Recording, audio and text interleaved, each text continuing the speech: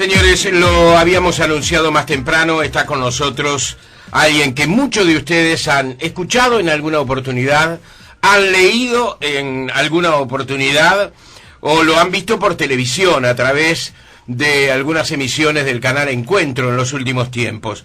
Me refiero al psicoanalista, escritor y cantante argentino, protagonista también de varios programas de radio y televisión, como decía recién, Gabriel Rolón, autor de algunos libros que en los últimos años han trepado en la lista de la atención de los lectores.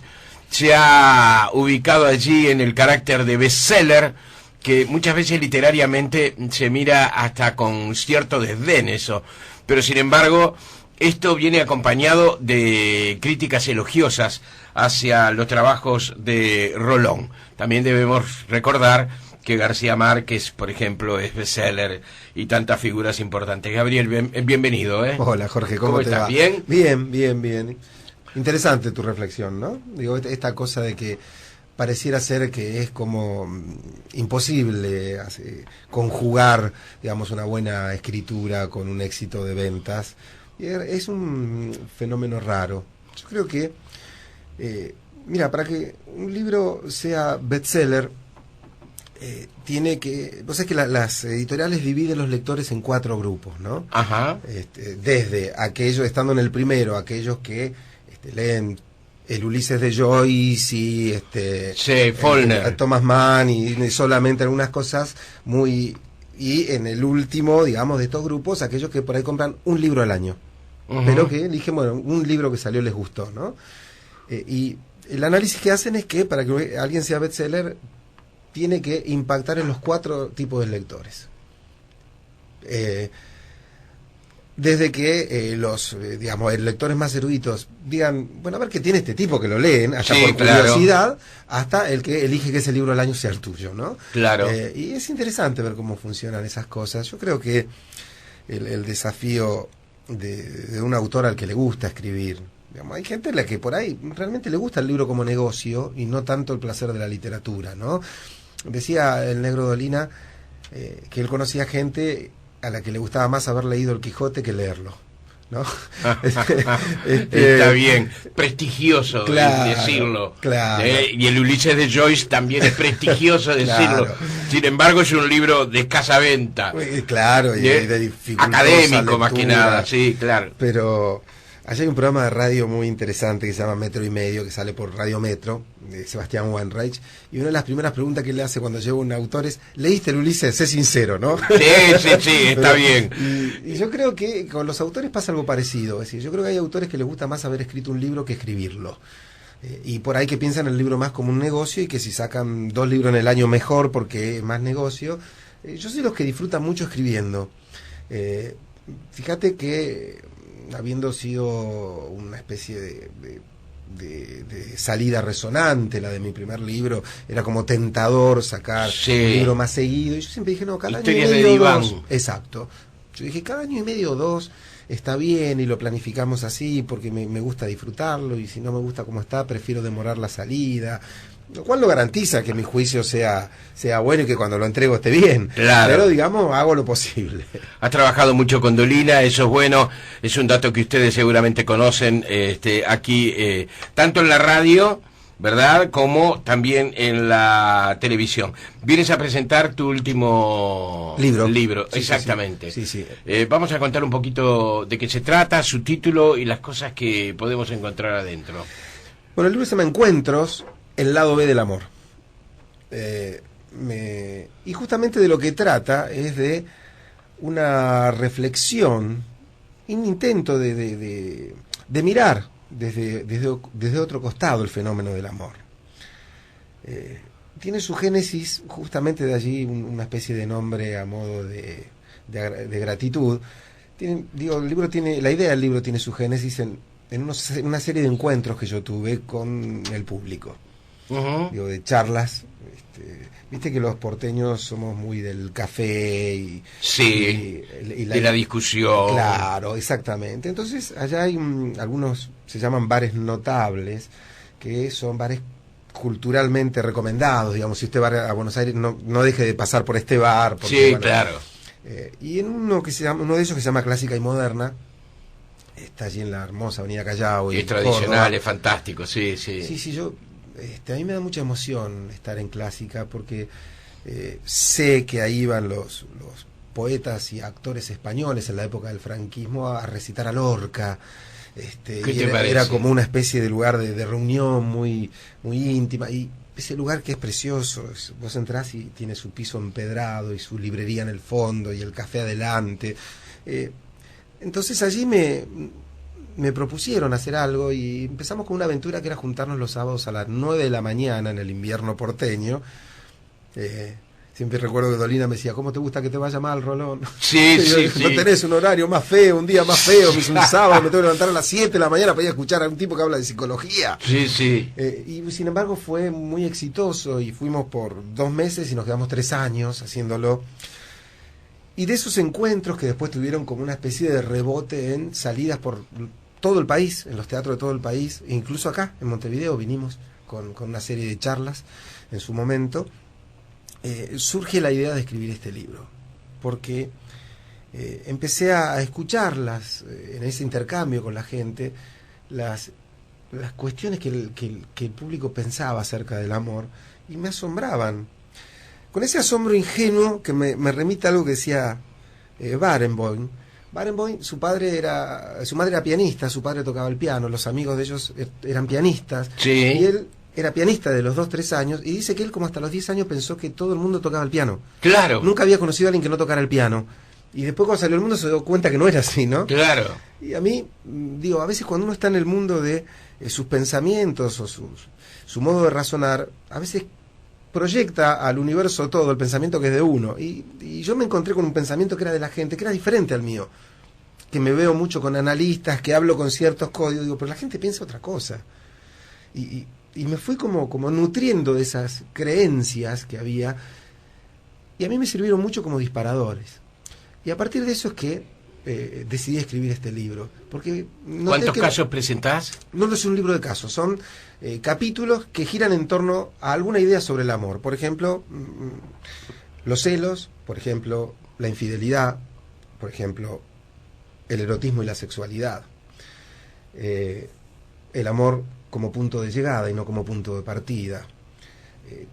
Transita el libro algunas cuestiones que tienen que ver con lo que yo escuchaba, ¿no? Yo escuchaba frases del estilo, la gente me decía, bueno, pero si te enamoras es otra cosa, porque, viste, el amor todo lo puede. Sí. Yo decía, ¿quién le dijo a esta gente que el amor todo lo puede, no? Bueno, viste que cuando te enamorás te sentís completo. Viste que alguien preguntó una vez que no sabía si perdonar una infidelidad porque igual se amaban, pero no sabían si darse otra oportunidad, y alguien del público dijo, bueno, pero si te engañó será que no te amaba. Y dije, ¿por qué? ¿De dónde salió la creencia de que el que está enamorado no puede desear a otra persona? Y empecé a jugar y a coquetear con esta idea de mostrar esto, por eso el lado B del amor, ¿no? Como en los viejos vinilos, el lado que se escuchaba menos. Sí, claro. Y que fue el intento de acercar mi mirada acerca de la temática del amor, y que tiene, creo yo, la intención de, por ahí, desidealizar un poco el amor, pero apuntando a que cuando algo está demasiado desdramatizarlo, tal vez. También, digo, ¿sí? También, porque cuando algo está muy idealizado, se vuelve más difícil de llevarlo adelante. Claro. ¿Sí? Es mucho más complejo y es mucho más frustrante.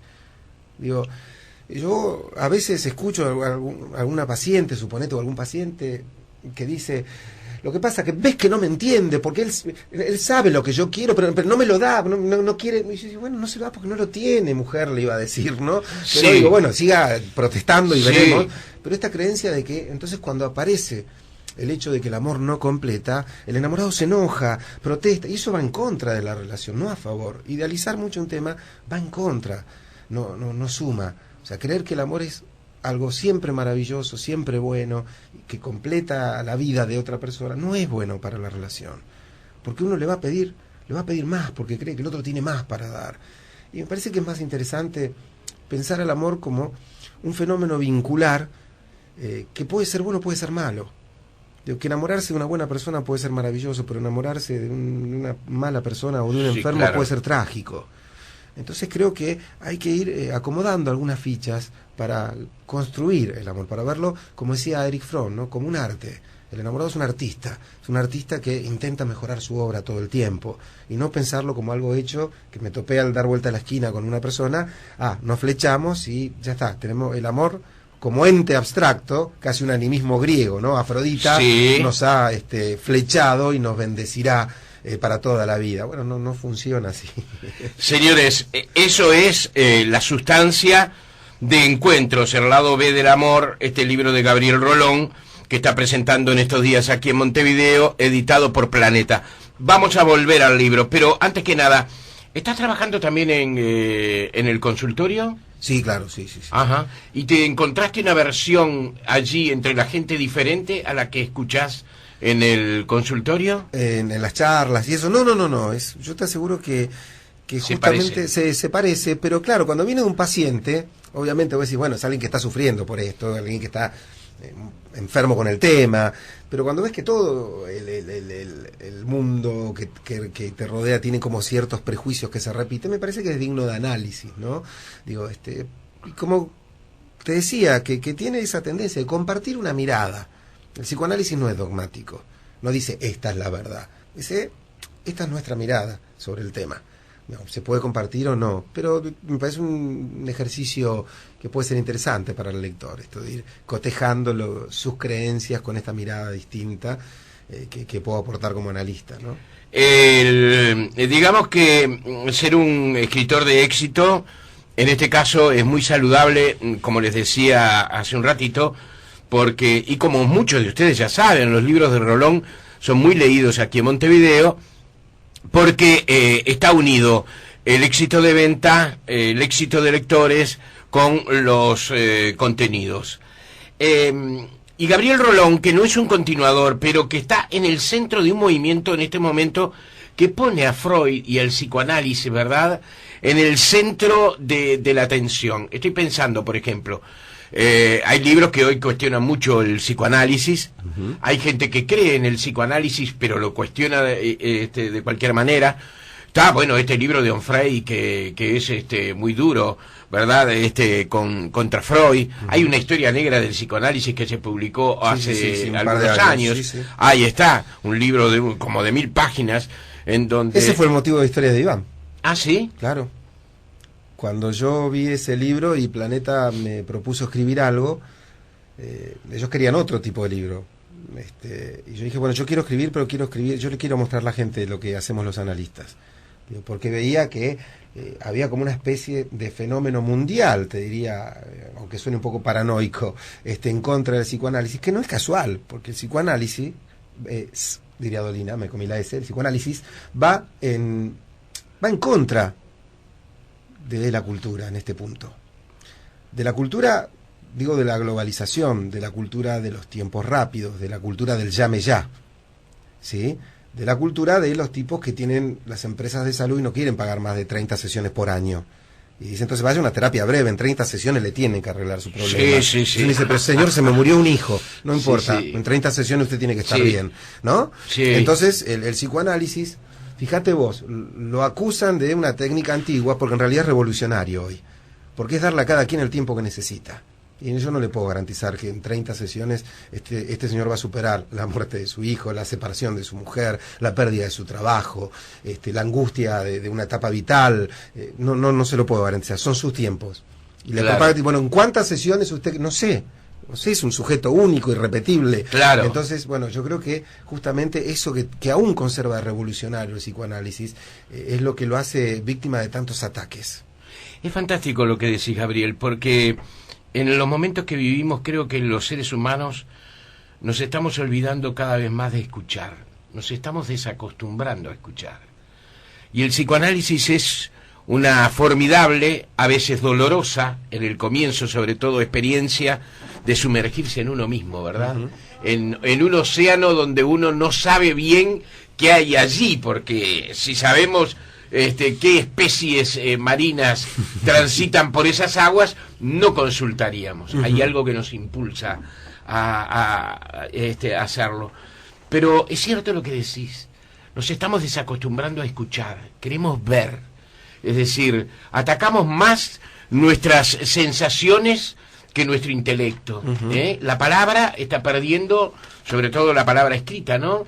Además, vos sabés que vos, obviamente, sos un hombre de radio y de palabra, y ¿cuántas veces hemos tenido que enfrentar ese prejuicio de que una imagen puede más que 1000 palabras? Sí, Mentira. sí, no es cierto. Mentira. O sea, no hay poder más poderoso, valga la redundancia, que el de la palabra. Sí, claro. Que el de una idea. Claro. Yo, no sé, remito, porque se me viene a la mente, a 2 versos de Borges que dicen: solo una cosa no hay, y es el olvido.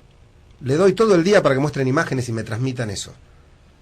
¿Qué imagen puede ser más fuerte que esas pocas palabritas? O cuando dice: ya no es mágico el mundo, te han dejado. Listo, mostrámelo todo el día. No me vas a poder transmitir con la fuerza que tiene una palabra.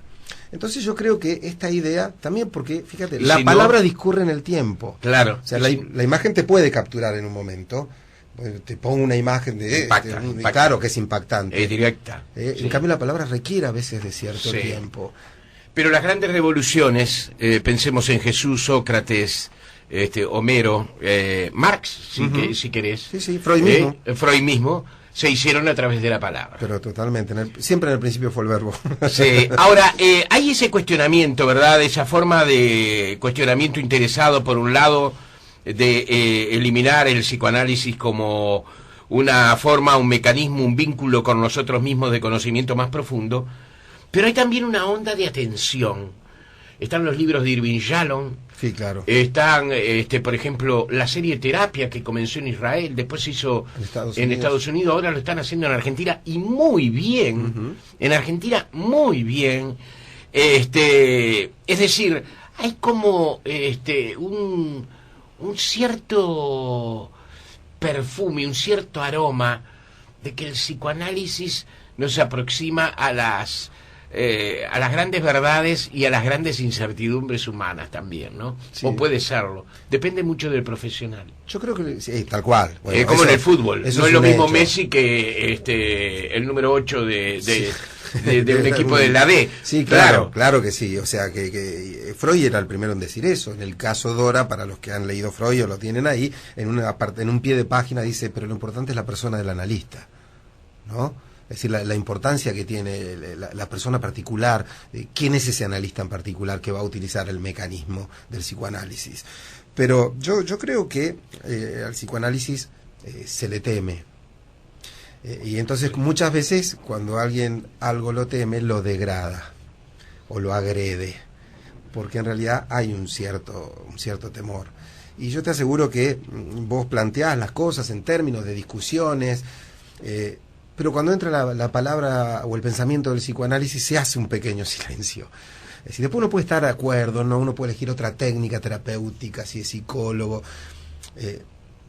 Yo estaba discutiendo una vez con un hombre de las neurociencias que me decía justamente que no, una especie de mini debate, porque en realidad, dice, ¿para qué ir, buscar, qué vivencia, si en realidad es una cuestión de neuronas, de sinapsis, de químicos que hay, que no hay, que generan, que no generan, y en el cerebro?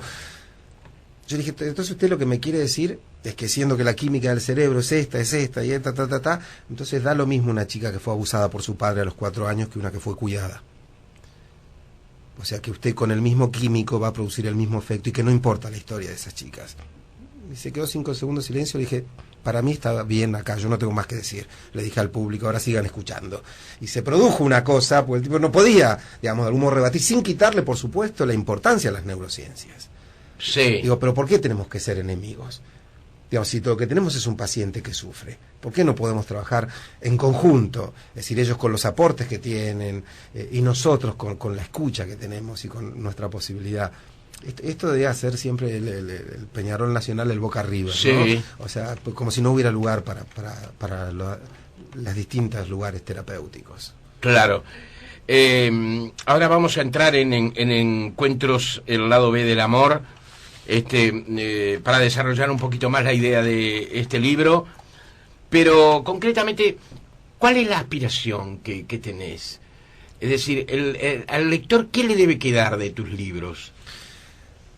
Mirá, yo cuando escribo trato también de hacerlo desde un lugar psicoanalítico.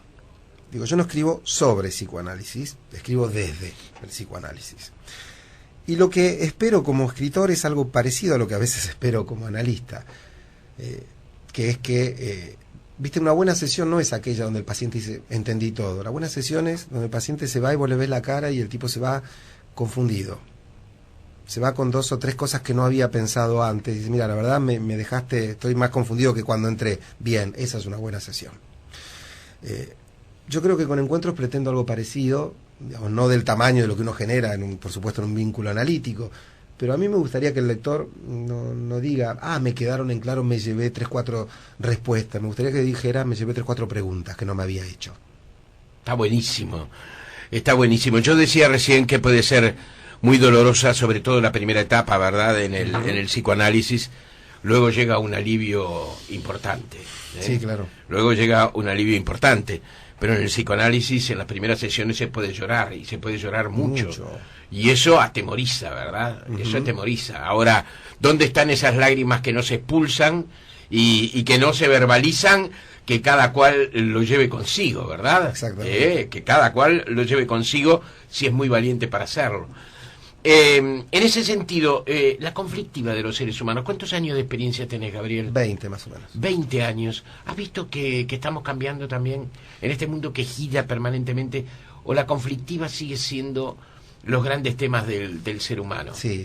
Yo creo que lo que cambia es la fenomenología, ¿no?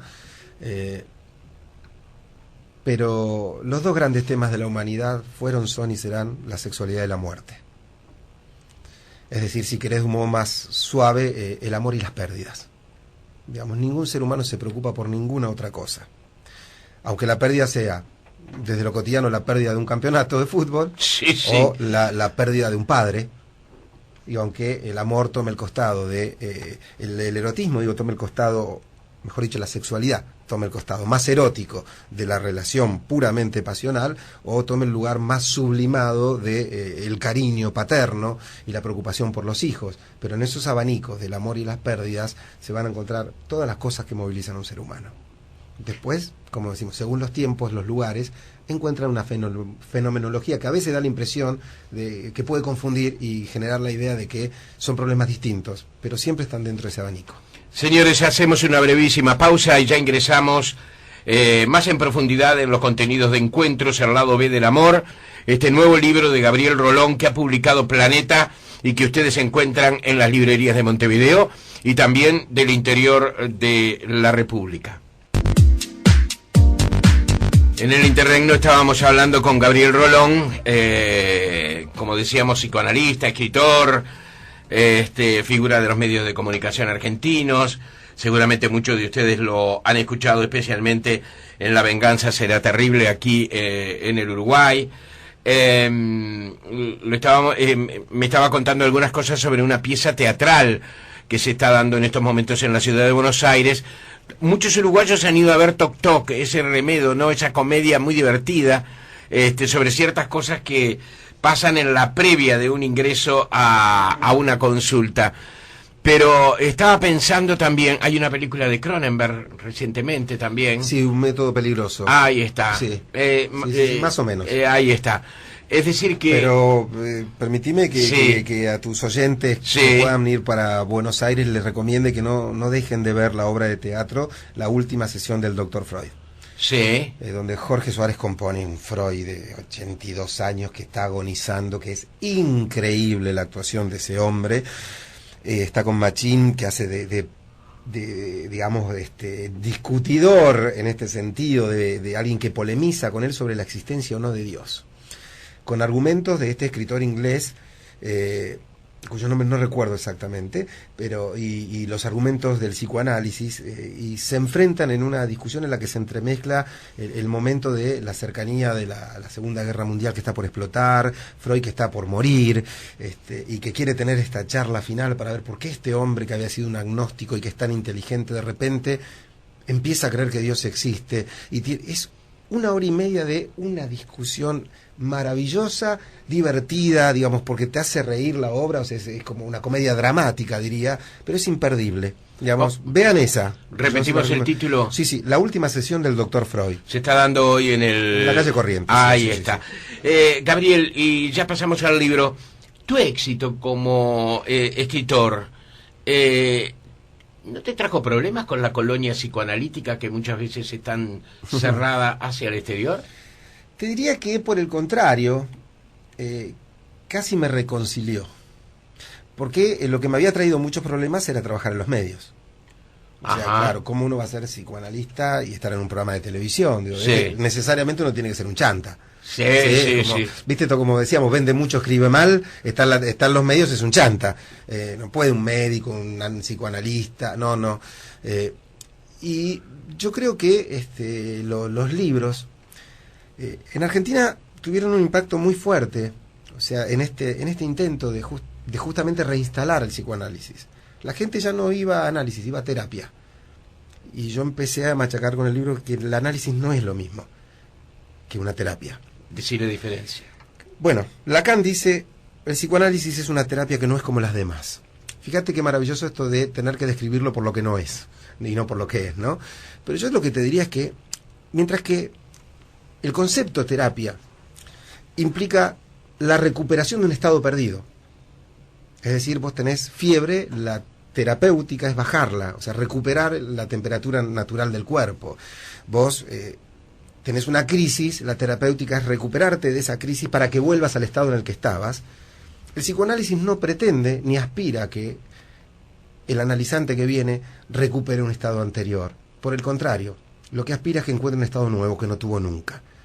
El psicoanálisis no quiere devolverle a alguien su bienestar perdido, intenta transformar su destino, que sea una persona que no hubiera podido ser si no se hubiera analizado. Por eso es una cosa que es muy diferente. La terapia es, te diría, viene por añadidura, como dicen las escrituras, en ese sentido, ¿no? Siendo que el psicoanálisis está alejado de la religión. Pero digo, lo terapéutico llega por añadidura, pero donde apuntamos es a otro lugar, que es muy distinto. Entonces, reinstalar, por ejemplo, el concepto de diván. A mí la importancia del diván. Mucha gente no lo sabe. Y creen que no se usa más. ¿Y por qué el diván? Porque justamente deja las cosas en el campo de la palabra. O sea, quita esto que decíamos antes, ¿no? Que es la contención de la mirada. El analista es una voz, puede estar, puede no estar, puede hablar, puede callar. No presiona con sus gestos ni con ninguna otra cosa que no sea la intervención que elige, sea esta el silencio, la pregunta, la interpretación, cualquiera de ellos. Mira, te cuento un fenómeno, la verdad es que me siento muy cómodo y me voy a permitir una anécdota íntima. Adelante. Cierta vez estaba con un paciente, entra a sesión y justo me llaman por teléfono. Entonces le digo, mira, anda, le digo, dame un minutito que yo tenía que hablar con un paciente que estaba con un problema. Le dije, anda entrando, yo ya voy. Y resulta que esa consulta de 1 minuto se volvió una consulta de 10 minutos. Entonces cuando entré, bueno, ya estaba en el diván mi paciente, me senté detrás y dije, disculpame, le digo, no, me dijo, no me digas nada porque en este momento, me dijo, hasta que viniste yo estaba, me dice, cuando me acosté, me dice, ¿te acordás que la sesión pasada habíamos estado trabajando un sueño? Vos sabés que, claro, le encontré un sentido porque y me devolvió, o sea que el dispositivo analítico solo, el diván, el lugar del consultorio, le funcionó a él en su pensamiento, aunque en ese momento yo no había estado, pero el dispositivo sí estaba. Sí. Entonces fíjate qué interesante, ¿no? Esto del mecanismo, de justamente lo que abre el psicoanálisis, no lo que cierra. Mi amigo Dolina dice en una de sus canciones, respuestas de la muerte, vivir es preguntar, ¿no? Entonces, no respuestas que obturen, preguntas que abran. Claro, porque hay un protocolo muy importante. Gabriel también con esto nos está diciendo, por ejemplo, que hay cosas que muchas veces ignoramos. Es como un planeta a veces desconocido o lleno de un imaginario colectivo, impregnado de un imaginario colectivo. Pero en ese protocolo, por ejemplo, la puntualidad es una cosa muy importante. Es muy importante. O le está revelando algo. Cuando ustedes llegan tarde al psicoanalista, Miren que el psicoanalista empezó a hacer sus deducciones. Ya el horario empezó. ¿Sí? O sea, con o sin usted, así como empezó con o sin analista, empieza con o sin analizante. Exactamente. Hablemos entonces de algo tan eterno sobre el amor. Uno puede pensar, bueno, tantas cosas se han escrito, tragedia, comedia, ensayo. Hay una historia de Helen Fisher sobre una historia universal sobre el amor, donde cuenta cómo es el amor en distintas civilizaciones y cómo fue en el pasado. Es interesantísimo el libro. Pero, digamos, aquí vamos al conflicto, ¿no? Porque nadie va al psicoanálisis para decirle qué bien que estoy. No, claro, claro. Gabriel, estoy tan bien que vine a consultarlo. No, ¿qué se viene a hacer? El canchero, sí, claro. Tómesela, le digo. Sí, claro. Nadie está tan bien. Claro. Aparte, a veces me preguntan, ¿uno puede ir a análisis porque sí? Aunque no tenga nada. Yo suelo decir, uno puede ir a análisis para descubrir que esa creencia de que no tiene nada en realidad es errónea, si es que va a análisis, si no, no va. Alguien que efectivamente no tiene... Mira, el análisis te lleva o una angustia o una pregunta. Si no hay ninguna de estas cosas, o sea, no hay análisis posible. Por eso hay veces que los análisis se interrumpen. Cuando tenemos un paciente que ha dejado de preguntarse o ha dejado de angustiarse, encontró un cierto nivel del que él no quiere ir más allá. Freud decía esto, decía a los analistas, ojo con el furor sanandis, es decir, no quieran llevar al paciente más allá de donde el paciente quiera llegar, porque es la decisión de un sujeto. Como vos decías, el análisis es un territorio a veces sufriente. No hagamos sufrir a alguien en vano, a alguien que no quiere. No somos sádicos. O sea, lo acompañamos y a veces para transitar algunas cosas va a tener que pasar momentos difíciles. Y nosotros estamos allí. Pero si no quiere más, no quiere más. Claro. Y entonces el tema es siempre tiene que haber o un motivo de angustia o una pregunta a revelar, ¿no? Aquí entonces son como conceptos del amor a partir de cosas que has escuchado del amor. Pero ¿cuánto de ti hay sobre el amor también en el libro, Gabriel? Y muchísimo, porque en realidad yo vuelco ahí también, digamos, los pensamientos que el análisis me dio, quiero decir, que el psicoanálisis me dio como profesional y que me dio como paciente. Sí. Quiero decir, a mí el psicoanálisis es algo que impacta muy fuerte sobre un analista. Sí, sí. Porque vos sabés que... terapia. Análisis. Análisis, exacto. Sí, claro, análisis. Hace casi... hace 25 años que hago análisis. Sí. Y lo haré siempre porque me gusta. Sí. ¿Sí? Ahora me dice, si 25 años tan mal estás. No, pero me sigo preguntando cosas. Digo, el día que no me pregunte más, difícilmente pueda ser analista, ¿no? Claro. Lo cual no quiere decir que un analista no pueda tener un alta y que por un tiempo no va, pero por lo general, aunque sea chapa y pintura, volvemos un rato porque nos gusta el territorio, nos gusta estar en el diván también, ¿no? Pero claro, en el libro transito todas esas cosas. Y yo creo que a vos es un libro que te va a gustar, Jorge, porque hablamos recién de tu cercanía, tu deseo cercano del psicoanálisis y de que leíste Freud y esas cosas. Y yo en este libro me permití... Yo tuve una experiencia de 7 años que fue muy... que yo la veo muy positivamente hacia el pasado. Muy bien. Y hacia mí como soy, es decir... Lo veo y a veces lo cuento y me miran serio, me dicen 7 años, ¡pa! ¿Qué cantidad de cosas? No. A veces iba a hablar de que el cambio que hizo Gallardo el domingo pasado en Nacional no lo hubiera hecho, claro. Pero es que no importa, en el análisis se trata de que hable. Usted hable. De que no importa, hable. Hable, que iremos donde el inconsciente lo diga cuando sea su tiempo, ¿no? Claro. Pero digo, en este libro yo me permití mezclar entre los capítulos 2 breves que los puse, los llamé interludios, con esta idea musical, ¿no? De que es algo que está en el medio para separar. Y que aclaro que el lector que quiere lo puede leer, y el que no sigue de largo y no se pierde el libro. Porque son 2 capítulos para los que quieran profundizar un poco. Uno de esos interludios está dedicado a la histeria. Porque yo me topaba mucho con esto de que, pero las mujeres son histéricas, el deseo es histérico. Y digo, bueno, a ver qué cree la gente que es la histeria.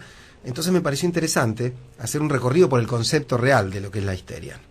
Y el otro sobre el narcisismo.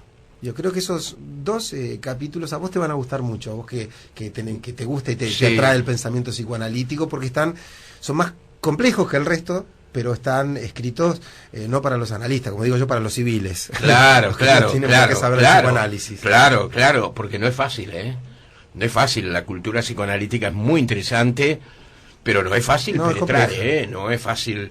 Es decir, es como está lleno de instrumentos internos que hay que comprender, pero desde el origen, hay que estudiar profundamente, y quienes no seguimos eso lo hacemos solo ocasionalmente o empujado por el interés que nos provoca, por un lado el psicoanálisis, por el otro los temas.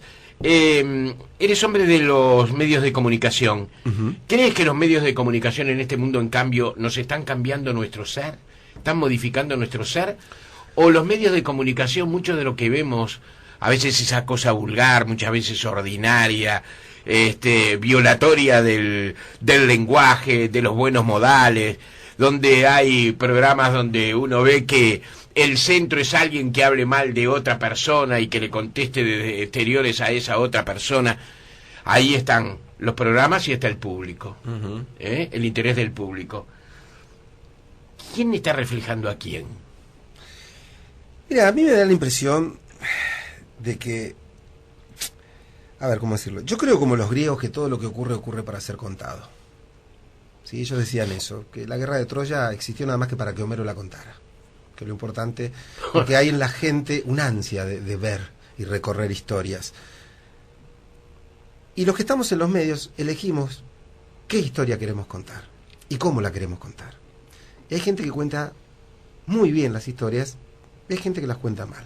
Hay gente que elige cosas bellas para contar y hay gente que elige cosas vulgares para contar. Y después están los que se atrapan por una cosa o la otra, ¿no? Una vez me preguntaron qué libro recomendaba yo para entender bien la psicología humana, y dije Los Miserables. No vaya a un libro de psicología. Yo en ningún lugar encontré las pasiones humanas, la lealtad, la traición, la angustia, las cosas del amor, la lucha. En ningún lugar lo encontré como Los Miserables. Yo no leería un libro de psicología, leería ese. Si usted quiere, si alguien me dijera, viniera alguna vez, imagínate esas cosas, esas fantasías que tiene uno apocalíptica, bueno, el mundo no existiera más, y alguien dijera, bueno, ¿cómo era la gente que vivía en este mundo? Léase Los Miserables. No lea psicología, lea esto, así éramos nosotros, ¿no? Freud era un gran crítico literario, Shakespeare, Goethe. Un gran escritor y un gran crítico literario. Sí. Pero yo creo que entonces los medios obviamente que impactan, pero me da la impresión de que no son en sí mismo un mal territorio. Es un territorio donde está el espacio para el que quiere decir las cosas de una manera y el que las quiere decir de otra. Y lo que yo suelo decir es que uno es dueño de su propio decir. Entonces elige territorios en los que pueda desplegarlo. Y si no, cuando va a jugar de visitante, porque a veces te toca, yo no sé, cuando tengo la parte esta, que es mi época, ponele, más compleja, y te diría hasta más molesta, que es la de la difusión de la salida de los libros, porque obviamente las editoriales dicen, bueno, mira, tenés que ir a todos estos lugares. Y en algunos vos te sentís, como en este caso, como pez en el agua, porque compartís interés, y en algunos te sentís que vos decís, bueno, no estoy tan a gusto, pero lo que sí, cuando me dice, pero ¿cómo vas a ir a tal lugar? Digo, porque yo en cualquier lugar soy dueño de mi decir. Y lo que yo aprendí, esto lo aprendí mucho con Dolina, que él me decía, a mí no me importa dónde esté, el negro no se deja arrastrar. O sea, si lo que está pasando allí no tiene que ver con él, se calla, y es el peor invitado del mundo. Uno dice, al final este tipo fue para no decir nada, y dijo, sobre este tema no tenía nada que decir, pero cuando habla es él. Entonces yo trato de, siendo muy amable y eso, siempre entender que mi decir es mío. Entonces a mi alrededor pueden ir estallando bombas y minas, y yo trato de caminar por un sendero donde yo no pise ninguna de esas, y yo no lastime a nadie con ningún comentario, ni diga nada que no tenga que decir, ni opine sobre la vida de quien no tengo que opinar. Es complejo, vos sabés que es complejo a veces caminar por estos justamente medios que nosotros andamos, esquivando estas cuestiones, pero bueno, es un desafío que intento llevar adelante. Señores, les recuerdo los títulos de Gabriel Rolón, de los libros de Gabriel Rolón: Historias de Diván, 8 relatos de vida, publicado por Planeta; Palabras cruzadas, del dolor a la verdad, también publicado por Planeta; Los padecientes, que fue la anterior a ¿verdad? Sí, la novela. Y Encuentros, el lado B del amor, también editado por Planeta, este libro que vino a presentar a Montevideo que está en las librerías de nuestro país y que lo vamos a leer. Te vamos a leer todo, Rolón. A veces es tan difícil leerlo todo, ¿no? Como lector debes tener también sí, claro, tus dificultades para... ¿Sabes por qué? Porque nuevamente cito al Negro, ¿no? Él decía, un libro que uno lee es uno que no lee.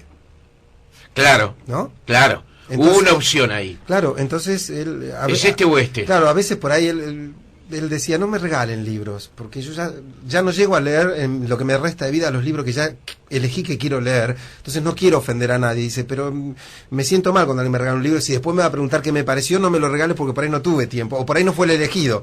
Y yo creo que si pasa esto que vos decís, o sea, yo a veces miro y cuando tengo tiempo o voy digamos, a renovar lo que estoy leyendo porque terminé algo, digo, bueno, ¿y qué tomo? Y sé que si agarro el libro de la izquierda me perdí el de la derecha, entonces hay que elegir con mucho cuidado. Sí, ¿no? sí. Señores, Encuentros al lado B del amor, presentado por Gabriel Rolón, quien estuvo esta mañana aquí en Tiempo Presente. Bueno, espero verte dentro de poco hablando sobre estos temas. Dale. Y sobre lo que escribís, sobre tu actividad. Hasta muy pronto, hasta muy pronto.